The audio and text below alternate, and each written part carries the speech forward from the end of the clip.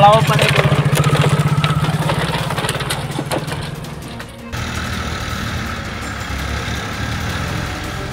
ৰাস্তা ঘাট নাই, ভোট বৰ্জনৰ শংকাৰ জনতাৰ।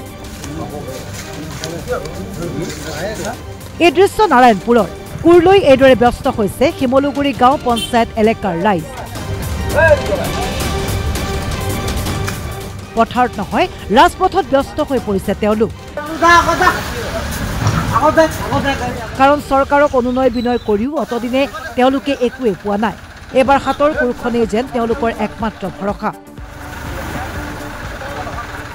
নাৰায়ণপুৰ উন্নয়ন খণ্ডৰ অন্তৰ্গত শিমলুগুৰি গাঁও পঞ্চায়ত এলেকাৰ খ্ৰীষ্টান গাঁও তিনিআলিৰ পৰা ঘগ্ৰা সংযোগী পথটোৰ দুৰৱস্থাই পদে পদে অসুবিধাত পেলাইছে অঞ্চলটোৰ বাসিন্দাক। এজাক বৰষুণ দিলে একাঠু বোকাত পুত যায় পথছোৱা। বাৰিষাৰ আগমনৰ লগে লগেই পথছোৱাক লৈ চিন্তিত হৈ পৰিছে তেওঁলোক। কাৰণ পথছোৱা যাতায়াতৰ অনুপযোগী হৈ উঠাটো প্ৰায় নিশ্চিত। সেয়েহে গাঁও পঞ্চায়তৰ নেতৃত্বত স্থানীয় বিধায়ক সাংসদ সকলোৰে আশা বাদ দি এইদৰে পথছোৱা নিৰ্মাণত ব্যস্ত হৈ পৰিছে অঞ্চলটোৰ ৰাইজ। এই ৰাস্তাটো এনেকুৱা অৱস্থা হয়গে, মানে কি হয়, বাৰিষা হ'লে মানে চাইকেল বা বাইক নিয়াটো দূৰৰ কথা, তাৰমানে খোজকাঢ়ি যাবলৈ অসুবিধা হয়। গোটেই বহুতবাৰ আবেদন নিবেদন কৰাৰ পাছতো কোনো গুৰুত্ব নিদিলে। সেয়েহে আমি গোটেই যুৱকসকলে গোট খাই বা আমি কি কৰিছোঁ, গাঁঠি ধন খৰচ কৰি আমি ৰাস্তাটো মেৰামতি কৰিছোঁ। ইয়াত আকৌ নেক্সট প্ৰতিনিধি আহিবলৈ হ'লে আমাক ফাৰ্ষ্ট টাইম কথা দি ল'ব লাগিব, আপোনালোকৰ ৰাস্তা 6 বছৰৰ ভিতৰত আমি বনাই দিম, আধা ইলা স্থাপন কৰিব লাগিব। এই দৃশ্য আকৌ বৈঠালাংচুৰ পশ্চিম কাৰ্বি আংলঙৰ হোজাই সীমান্তৱৰ্তী অঞ্চলটোৰ যাতায়াতৰ দুৰৱস্থাৰ সাক্ষী এই বাঁহৰ দলংখন। চলাব পাৰে। সভাই সমিতিয়ে পাহাৰীয়া জিলাখনৰ উন্নয়ন শিখৰত বুলি চৰকাৰে কৰা দাবীক ভুল প্ৰমাণিত কৰে এনে যাতায়াতৰ দুৰৱস্থাই।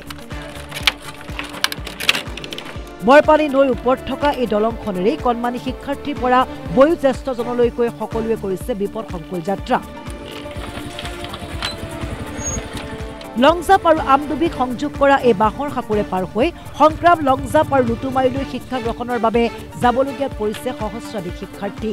যে কি ধৰণে এক বিপদসংকুল যাত্ৰা আৰম্ভ কৰে প্ৰতিদিনে এইখন হোজাই আৰু পশ্চিম কাৰ্বি আংলং জিলাৰ সীমান্তৱৰ্তী ৰাইজে। আৰু এটা পাৰত আছে পাহাৰীয়া জিলা পশ্চিম কাৰ্বি আংলঙৰ লংজাপ অঞ্চল আৰু আনটো পাৰত আছে আমডুবি অঞ্চল, যাৰ মাজত আছে বৰপানী নৈ। আৰু এই বৰপানী নৈৰ ওপৰত আছে এখন সাঁকো, আৰু সেই সাঁকোখনেই এক বিশেষভাৱে যাতায়াতৰ ব্যৱস্থা কৰিব।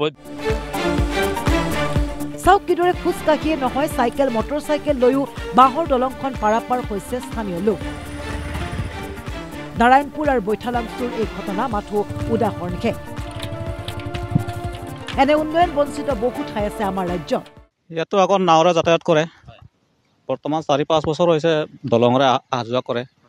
আৰু এইফালে লুটুমাৰী, ৰূপা চিটি, সংগ্ৰাম স্কুলত বহুত ছাত্ৰ ছাত্ৰী অহা যোৱা কৰে, আৰু আমাৰ লোকেল মানুহৰো বহুত অসুবিধা হয়। চৰকাৰে কি কৰে, তেওঁলোকে দয়া কৰি পেলাই যদি দলংখন আমাক পাকাৰ সুবিধা কৰি দিয়ে, আমাৰ ল'ৰা ছোৱালী পঢ়া শুনাৰ সুবিধা হয়, আমিও ৰাইজখিনি জীয়াই থাকিবলৈ সুবিধা এটা ৰাস্তা পোৱা যায়। লোকসভা নিৰ্বাচনৰ পূৰ্বে উন্নয়ন বঞ্চিত জনতাৰ ক্ষোভে কি ৰূপ লয় আগন্তুক দিনত হ'ব লক্ষণীয়। নাৰায়ণপুৰৰ পৰা সৰোজ কুমাৰ নেওগ আৰু বৈঠালাংচুৰ পৰা টুটু নিগমৰ ৰিপৰ্ট DY 365।